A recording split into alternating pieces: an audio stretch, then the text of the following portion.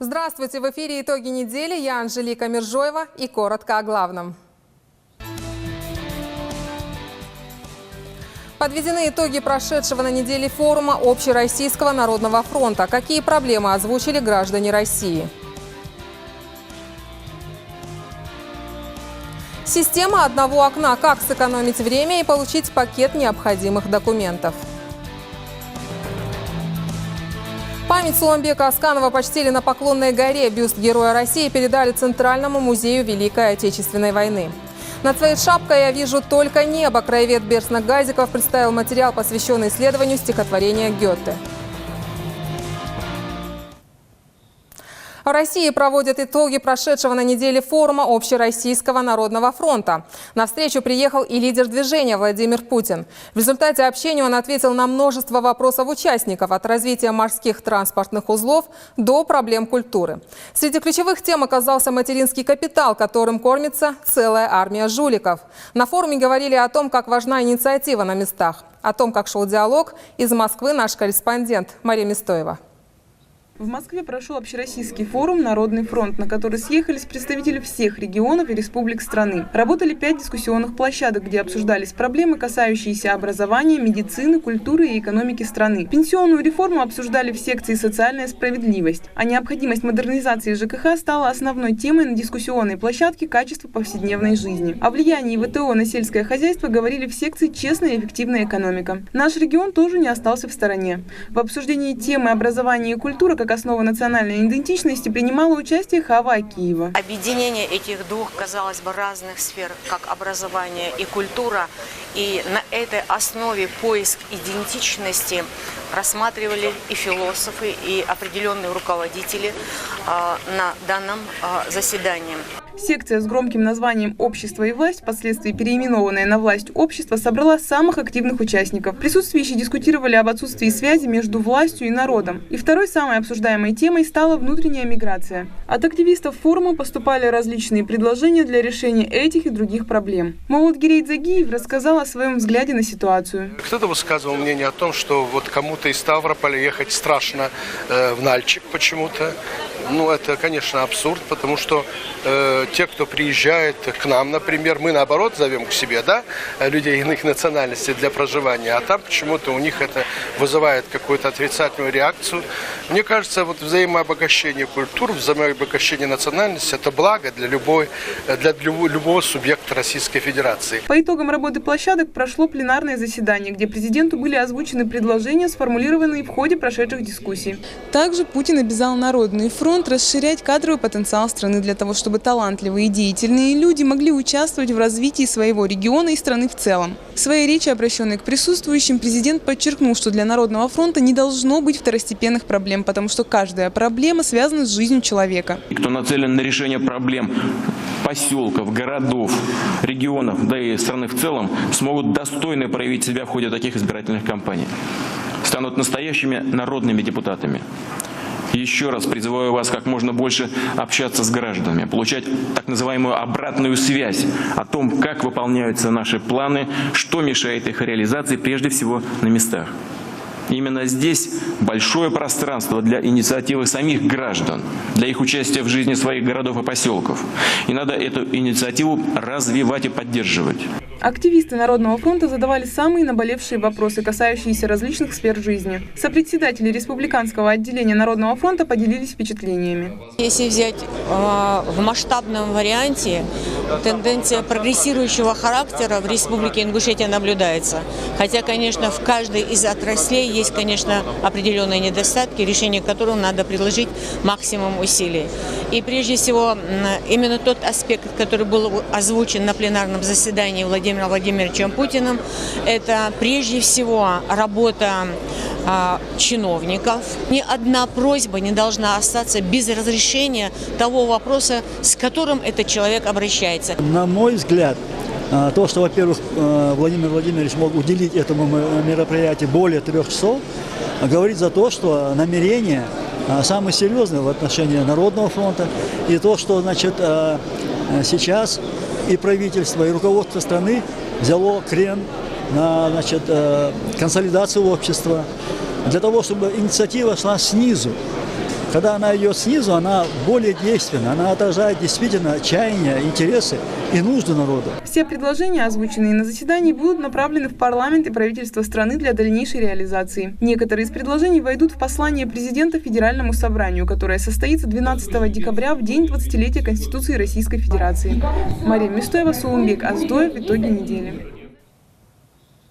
Создание в России многофункциональных центров стало главной темой на селекторном совещании, которое премьер Дмитрий Медведев провел с руководителями субъектов федерации. По его словам, подобные центры должны быть в каждом регионе. Ингушетия среди лидеров по охвату населения в Северокавказском федеральном округе. О так называемой системе одного окна. Амир Цичоев. Система одного окна. В многофункциональном центре, что недавно открыли в Назрани, работают 30 сотрудников, которые могут проконсультировать и оформить земельный участок, выдать или поменять паспорт. В ближайшее время с помощью такого центра разгрузят работу Назрановского ЗАГСа. Открытие центра состоялось 30 ноября 2013 года, и жители республики пока не знают о нем. За 2 часа, проведенные там, мы встретили только одного клиента, который обратился за помощью к специалистам многофункционального центра, чтобы оформить пенсию. Если раньше справки нужно было получать в разных местах и далеко не в одном городе, то теперь пакет необходимых документов можно будет получить, не отходя от одного окна. Раньше мне приходилось ездить по ведомствам, которые находятся далеко друг от друга, а теперь пришла сюда и получила всю необходимую информацию, к тому же сэкономила время. На этой неделе вопрос о создании подобных центров во всех регионах страны обсуждали и на селекторном совещании с премьер-министром России. В режиме видеоконференции премьер пообщался с руководителями субъектов федерации и отметил, что единый пункт приема и выдачи документов должен быть в каждом регионе. В числе лидеров по охвату населения сейчас Москва, Ростов и Краснодар, а в нашем федеральном округе высший показатель у Ингушетии и Кабардино-Балкарии. В сентябре этого года в Государственную Думу внесен и прошел первое чтение проект закона, согласно которому субъекты федерации будут наделены полномочиями по организации деятельности многофункциональных центров.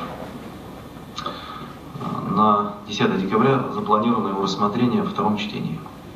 В ходе совещания также прозвучало, что необходимо увеличить список предоставляемых услуг, а в регионах с отдаленными поселениями нужно создать мобильные офисы. Дмитрий Медведев подчеркнул, что ключевая роль в развитии этой темы принадлежит регионам. В каждом из них уже формируется система управления этим проектом.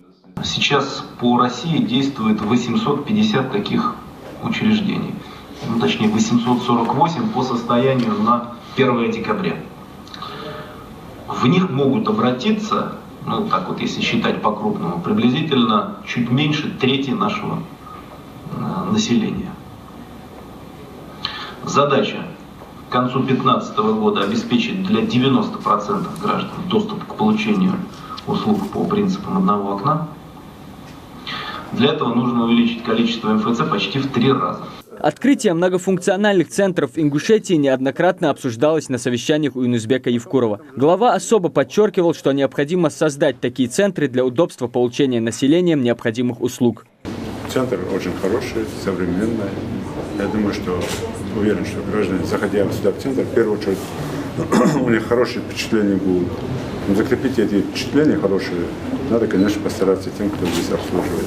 Начиная от элементарной улыбки, заканчивая вежливым обращением к гражданам, которые сюда заходят, чтобы получать услуги. И в рамках вот этого проекта мы его сейчас доработаем, и до конца 2014 года мы полностью во всех муниципальных образованиях сделаем центры и дополнительные офисы.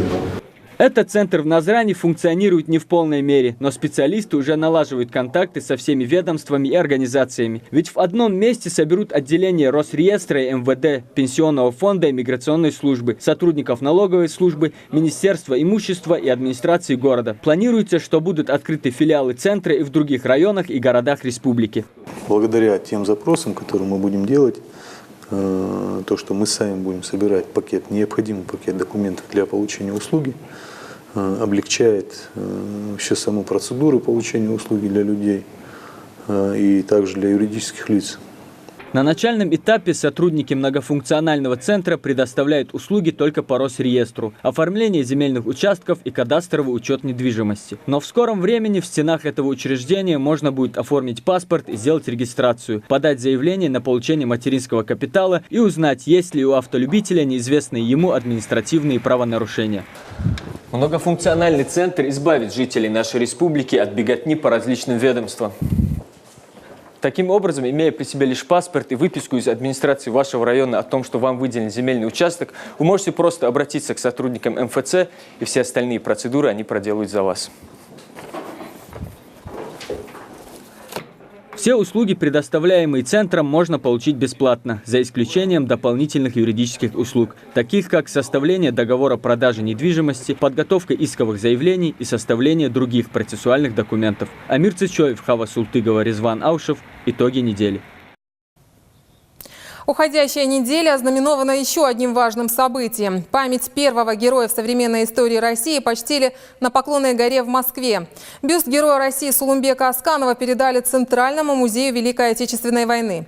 Мероприятие было приурочено ко Дню Героев Отечества. Из Москвы наш корреспондент Муслим Ганиев.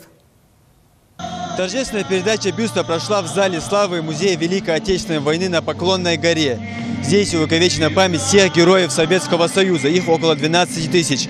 В зале собрались представители Союза героев России, представители Ингушетии в Москве, а также родственники Асканова. Торжественно передал бюст в Московский музей глава Ингушетии Юзбек Евкуров. Мы передаем бюст нашего героя, именно зал героев Отечества, мы так их называем сейчас любовью. И этот бюст будет стоять, на этот бюст будет смотреть так же, как и на всех других героев. И наш Сулумбек не будет исключением. И в этом зале мы сегодня принимаем в дар и на предъявление посетителям нашего музея бюст замечательного сына ингушского народа, аса, летчика, великолепного человека, который совершил великий подвиг. Латунный бюст изготовлен ингушским скульптором Зурабом Гагиевым еще в 90-е годы, но достойного применения не находил. И вот спустя более 15 лет ему нашлось место среди других памятников героев СССР и России. К чему себя готовил Сулумбек, опять же, выливается в значимость нашего субъекта. И я говорил это в прошлом году, что годы проходят, время проходит, человека нету, но подвиг его бессмертен. Завершилась торжественная передача бюста праздничным концертом звезд ингушской эстрады и пламенной лезгинкой.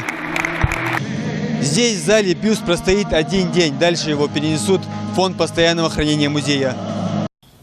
Асканов стал первым героем в новейшей истории России. Этого звания он был удостоен посмертно. Напомню, ценой своей жизни он спас жителей небольшого поселка в Липецкой области. О жизни и подвиге легендарного летчика репортаж Хади Адельбиевой.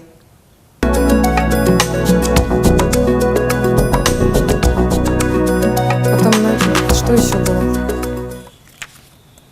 Полет в ночном небе – это чарующая картина Вселенной. Именно там понимаешь, что есть вечность и божественный мир. Слова Сулумбека Асканова. В юности он любил часами наблюдать, как взлетают и садятся самолеты. Асканов родился в сельском поселении Плиево во время войны 8 января 1943 года. У него было 9 братьев и сестер. Отец воевал на фронте. Сулумбек у нас самый спокойный ребенок. Он с малых лет он у нас учился хорошо. Отец не хотел, чтобы он в летную. Он все время рвался в летную. 8 человек на одно место было тогда. Очень, говорит, трудно было поступить. В 19 лет Асканов поступил в Катинское высшее авиационное летное училище. Учебное заведение в то время уже было очень престижным. Во время войны 289 катинцев стали героями Советского Союза. Асканов окончил училище с отличием, а через 3 года стал заместителем командира эскадрильи учебной авиации. Далее повышения шли одно за другим. Сулумбек Асканов всегда сам испытывал новые самолеты. Он одним из первых в ВВС освоил истребитель 4-го поколения МиГ-29. Именно этот самолет в прошлом году стал новым символом аэропорта Магаз, который носит имя Сулумбека Асканова. 7 февраля 1992 года Асканов выполнял учебно-тренировочный полет на истребителе МиГ-29. В воздухе у него отказало навигационное оборудование. Асканов летел в сложных метеоусловиях при практически нулевой видимости. Когда самолет вышел из облаков, пилот увидел огни населенного пункта. По правилам он должен был катапультироваться. На это у него оставалось 2,5 минуты. Но Асканов принимает решение уводить машину от населенного пункта. На скорости сотни километров в час он смог увести самолет в сторону от жилых домов деревни Кизельки под Липецком. В возрасте 49 лет виртуозный пилот погиб за штурвалом истребителя. Уже через месяц он станет первым героем современной России. Это звание Асканову присвоят посмертно. 20 лет спустя мы туда поехали, показывали летчики, говорит, он выскочил с облаков, и под ним больница, там, село. И в это время у него был шанс катапультироваться. Но он не стал этого делать. В 2000 году в школе номер 2 в его родном Плиево основали музей славы. Один из залов посвящен памяти генерал-майора Сулумбека Асканова. Асканов говорил о том, что у него 3 любви – к народу, к семье, к самолету. Любовь Асканова к народу оказалась взаимной. Единственный музей, в котором полно представлена жизнь, служба и подвиг первого героя России. Ежегодно сюда приходит около 2000 учащихся и студентов. В День памяти здесь собираются его друзья, близкие, а также сослуживцы Сулумбека Асканова. Хадия Дельбиева, Магомед Алмазов. Итоги недели. «Созвездие мужества» – так называется всероссийский фестиваль. Итоги его регионального этапа провели в Пятигорске. Конкурс мужества и отваги проводят 5-й год. Его цель – объединить представителей силовых ведомств и общественность в решении общей задачи – повышения культуры безопасности жизни. Среди лауреатов есть и представитель Ингушетии. Подробности у нашего корреспондента Бекхана Хашагульгова. В течение года в рамках фестиваля прошли конкурсы на лучших по профессиям и лучшие структурные подразделения МЧС, конкурс на лучшую акцию или специальное событие, направленные на пропаганду культуры безопасности. Фестиваль проходит в Пятигорске, и именно здесь состоялось торжественное награждение победителей в различных номинациях. Среди лауреатов оказался и наш земляк Тимур Боков, начальник управления по взаимодействию со СМИ при главе Ингушетии.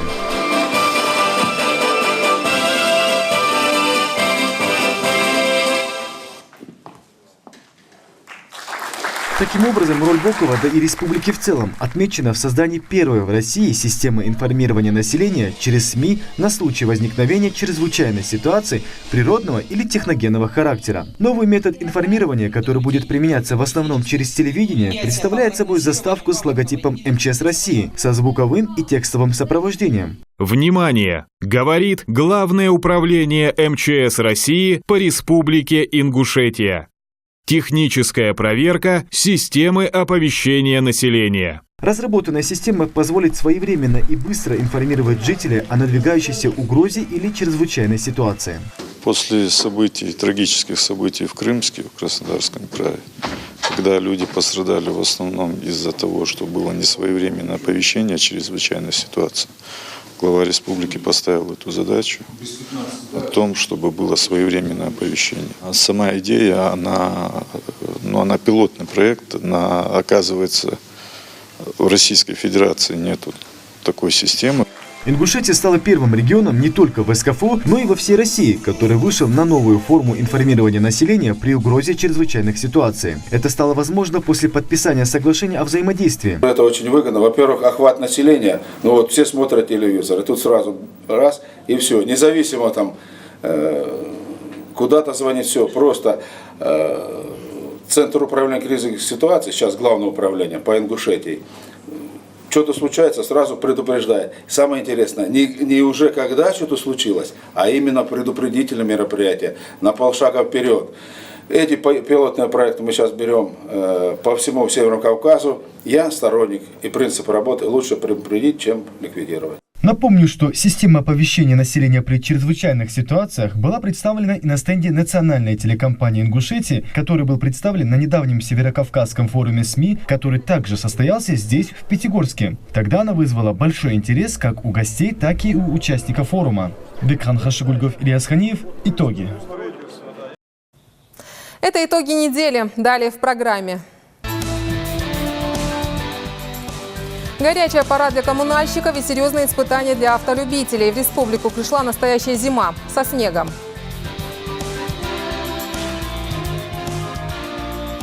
Над своей шапкой я вижу только небо. Краевед Бершнак Гайзиков представил материал, посвященный исследованию стихотворения Гёте.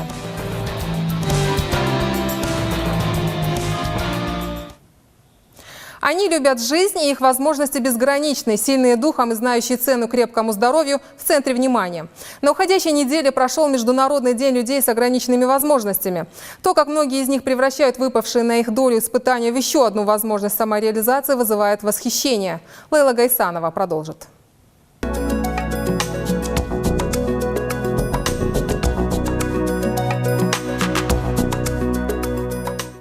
Багаудин Цучоев работает в Малгобекской больнице почти 4 месяца. Он массажист. Окончил Кисловодский медицинский колледж и сразу вышел на работу. Цучоев потерял зрение в результате теракта в 2009 году. Покушение было совершено на его брата, но в этот момент в машине оказался он. Ребенок болел, нас надо было к врачу отвезти. Он собирался его отвезти, а я в свою очередь вышел, завел машину. Ну и выехал я. Проехал метров 50, наверное, и раздался взрыв. После взрыва Багаудина отвезли в Малгобекскую больницу, а после в Краснодарскую, где его прооперировали. Была еще операция в Уфе. На работе Багаудина хвалят и восхищаются им. Очень воспитанный молодой человек, на редкость. Самое главное, несмотря на то, что вот он относится к категории людей с ограниченными возможностями, по нему этого не скажешь. Он участвует полностью и в жизни коллектива, и в жизни больницы. У Багаудина есть своя семья. Жена, которая во всем ему помогает и поддерживает, работает вместе с ним. 2 маленьких детей, которые очень любят своего отца. Мир так прекрасен и разнообразен, что хочется познать его. Хаве Магушковой 12 лет. У нее родовая травма шеи, не может ходить. Но несмотря на это, Хава учится и поет. Она уже записала свою песню и клип под нее. Счастье, надежду и радость достигнут навсегда дано. Это желание мое. Хава мечтает стать фотографом и поехать в Нью-Йорк. У нее много друзей, как из музыкальной школы, так и из школы дистанционного обучения. У меня также есть одноклассница, она мне была уже мы через компьютер общаемся с ней. Она тоже не ходит, Албагачиева Джамиляка, но она уже начала ходить одной костылью, я за нее рада, потому что она очень много трудилась, старалась. Она старается участвовать во всевозможных конкурсах. Недавно участвовала в «Утренней звезде» и стала мисс зрительских симпатий. В течение этой недели немало мероприятий прошло, посвященных Международному дню инвалидов. О том, что здоровье, или точнее его нехватка, не может стать поводом для равнодушного отношения окружающих, говорили на главном мероприятии в Доме культуры Назрани. Каждый из нас должен обратить внимание на проблемы людей с ограниченными возможностями. Министерство труда и социального развития, которое делает очень многое на протяжении 5 лет, для того, чтобы максимально участвовать в вашей жизни. Всем, кто стоял у истоков, стоит у истоков. Особо хочу сказать спасибо тем ребятам, которые, имея деньги, имея возможности, помогают. Этот день трудно назвать праздником, ведь инвалидность далеко не повод для радости. Но несмотря на это, люди с ограниченными возможностями каждый день преодолевают трудности и стремятся к полноценной жизни. Говорили мне, что здесь будут артисты, всякие такие клоуны. А кого ты хочешь больше всего увидеть? Больше всего Амира Пугоева. Тем не менее, положение этой незащищенной группы людей продолжает оставаться непростым. По сравнению с мегаполисами, где созданы все условия для комфортной жизни, в небольших городах не хватает некоторых элементов, таких как доступность общественного транспорта. Из-за этого они не часто бывают на улице, проводя все свое время дома. У меня девочка болеет с рождения, у нее заболевание ДЦП. Я оказываю, конечно, посильную помощь, постоянно нам оказываю помощь. Таких людей смело можно назвать сильными, которые, несмотря на то, что их возможности ограничены, все равно добиваются своих целей. И большая часть людей с неограниченными возможностями не смогут преодолеть то, через что они проходят изо дня в день. Лейла Гайсанова, Индира Манкиева, Магомед Дидигов, Муса Хамхоев. Итоги недели. В числе сильных людей и Лейла Дзейтова. Несмотря на все трудности, она ведет активный образ жизни. Помимо этого, она основала и возглавляет благотворительный фонд «МЯЛ». С ней мы встретились на этой неделе. Здравствуйте, Лейла. Здравствуйте. На этой неделе был Международный день людей с ограниченными возможностями. Вот вам какими событиями он запомнился? Впервые по всей республике проходили какие-то мероприятия, приуроченные к этому дню. Именно этим он особенно запомнился. И то, что вот проведен был такой концерт такого масштаба, это тоже очень знаменательно было. К нам приезжали много гостей, были приглашены со всех регионов России, часть из них приехала, побывали у нас 3 дня в гостях, мы им провели экскурсию. Конечно, они были очень удивлены, и особенно тем моментом, что на концерте, на мероприятиях присутствует глава. Лейла, как у нас в республике обстоят дела с созданием так называемой безбарьерной среды? В последнее время стараются эту работу проводить. И если у нас в Магасе наблюдаются довольно качественные пандуса, то в других местах, к примеру, в Назране, они абсолютно нестандартны. И можно назвать это не пандусом, а трамплином, с которого можно слететь. Наверное, в дальнейшем их исправят, надеюсь. Во многих местах они делаются, но очень мало. А как возникла идея создания благотворительного фонда и чем занимаются ее работники? Когда я поняла этот вопрос о том, что есть у нас люди, которые живут на обочине жизни, так как я сама долгое время провела, и не только потому, что моя проблема, общаясь с другими инвалидами, я чувствовала, что они на грани срыва.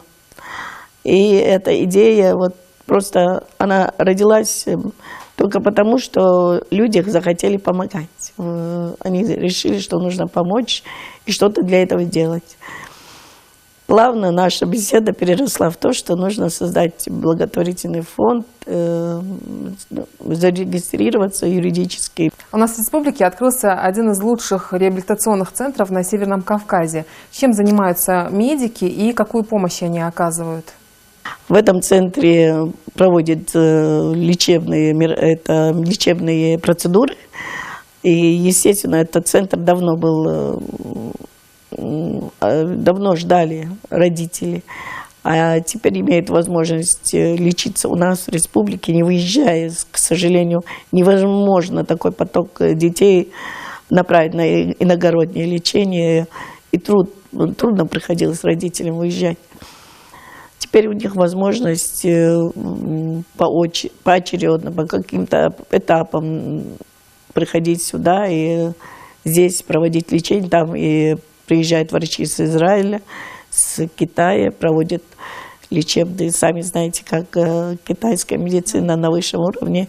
Какая поддержка и что нужно людям с ограниченными возможностями от людей и от общества в целом? Я бы сказала, поддержка нужна прежде всего родных.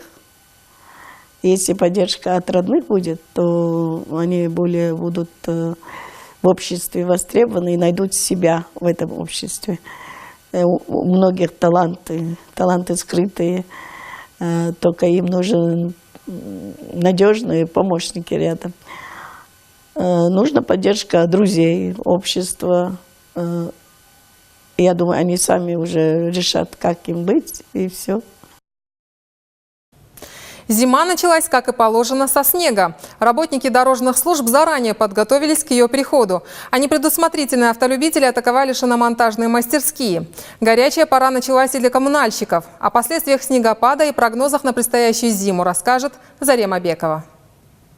Он стал, как всегда, неожиданным. После обильного снегопада на улицы вышли работники дорожных служб. Сотрудникам ПУЖКХ тоже пришлось работать в усиленном режиме. Пусть снега было не так много, но на дорогах сразу образовалась ледяная корка. Выехали мы в 8 вечера. Все улицы, которые находятся в черте города, считая даже ту, которая идет к Гамурзиева, вплоть до больницы.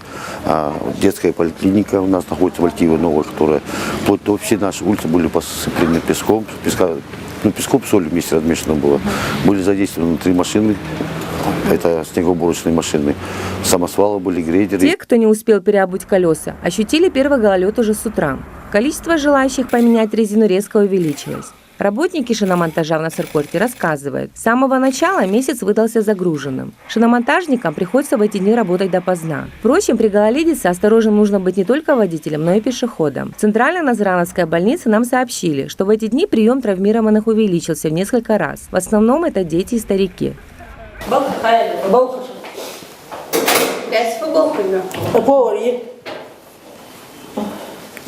Давай маленький шовчик надо наложить. Для тех, кто получил травмы и отказался от госпитализации, в приемном отделении дают общие рекомендации. Если появилась тошнота или головокружение, нужно немедленно обращаться в ближайшие травмпункты или звонить по номеру 112. Этот и другие номера экстренных служб были озвучены и на совещании, прошедшем на прошлой неделе в Магасе. Представитель дорожной полиции предупреждает водителей о необходимости замены шин. Еще раз напоминает, что необходимо быть внимательными и осторожными на дорогах. А в случае ДТП звонить на номер горячей линии дежурной части 22 16 57 или по телефону 112. Автотрассы и улицы, перекрестки и остановки. Без работы в этом году коммунальщики не останутся. Уже запаслись противогололедными реагентами и лопатами. Заместитель начальника Ингушавтодора доложил о том, что к зиме они готовы, но помощь населения им тоже необходима. У нас создана горячая линия, тоже к населению хотелось бы обратиться по-любому поводу ситуации, нештатной ситуации на дорогах. Это то ли гололед, наледь, обильный снегопад или иные случаи, обращаться по телефону, это у нас круглосуточный будет, по телефону 960 432 87 92. Это единая горячая линия Ингушавтодора. Что же касается трассы М-29, по вопросам и жалобам, которые могут возникнуть у водителей, можно обратиться на горячую линию, которая теперь работает круглосуточно по номеру 8 962 645 2047. Начальник гидрометеослужбы отметил, что по предварительным прогнозам январь-февраль в этом году будет холоднее, а март теплее, чем обычно. Что же касается туристической обстановки в горах, погода в этом году позволит в полной мере насладиться новой горнолыжной трассой. Зарема Бекова, Амир Цичоев, Резван Аушев. Итоги недели. После введения в ноябре штрафов за похищение невесты их перестали красть. Об этом на днях Итарта сообщил муфтий республики Иса Хаджи Хамхоев. Ранее в регионе девушек похищали едва ли не каждый день. Штраф для похитителя невесты и их сообщников был введен на конференции мусульман Ингушетии 9 ноября. Напомню, за кражу засватанной невесты похититель должен выплатить 200, а его сообщники по 100 тысяч рублей. Если девушка засватана, горе-жениху придется раскошелиться на 300 тысяч. Гораздо дешевле сделать все по закону. На президиуме правительства Юнусбек Евкуров выступил с предложением создать информационные источники, например, горячую линию, куда смогут обращаться молодые люди, у которых есть желание жениться, но нет материальной возможности. Глава региона отметил, что в создании семьи нужно помогать, а именно устраивать молодых людей на работу в строительные фирмы, где особенно нужны рабочие руки, чтобы у молодоженов не было финансовых трудностей. Теперь о традициях, которые остаются в веках. Над своей шапкой я вижу только небо. Этот ответ мужчины из племени Галга-Ингушей, оказывается, вдохновил Иоганна Гёте. В одном из его стихотворений говорится о кавказском народе, который любит свободу и отвергает требования покорности. Краевед Берснак Газиков представил материал, посвященный исследованию стихотворения немецкого поэта. О результатах расскажет Светлана Томова. Краевед Берснак Газиков уже много лет переводит отрывки об ингушах, которые встречаются в немецкой литературе. Ингушское изречение «Над своей шапкой я вижу только небо» записал в 1811 году путешественник и ученый Мориц Энгельгард во время поездки на Кавказ. Вернувшись домой, он написал книгу. В ней есть глава под названием «Посещение Энгельгардом Галга Ингушей». Мориц Энгельгард, он отметил в своем отчете о природе Ингушетии, о обычаях Ингушей, красоту края. И среди всего отметил также и то, что когда ингушу предложили покориться, то этот ингуш ответил коротким ответом: «Я над своей шапкой вижу только небо».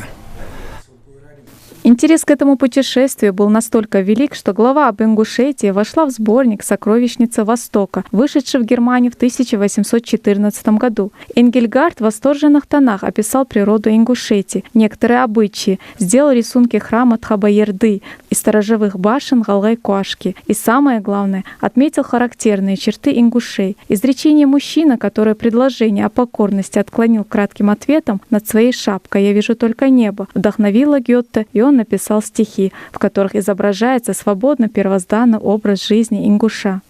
«Оставьте меня скакать в моем седле, а вы сидите дома в своих хижинах, шатрах, а я скачу радостно во все дали, и над моей шапкой только звезды». Папаха для ингуша — понятие святое, и поэтому отношение к ней в высшей степени уважительное и трепетное. Она олицетворяет собой свободу, честь и достоинство. Снять с ингуша папаху считалось величайшим оскорблением и позором, которые смывались только ценой жизни. Носить ее должен был тот, кто считал себя мужчиной. Конечно, в последние годы соблюдению этой традиции уделяется меньше внимания, но знать ее значимость и ценность мы обязаны. Такой была уходящая неделя. До свидания.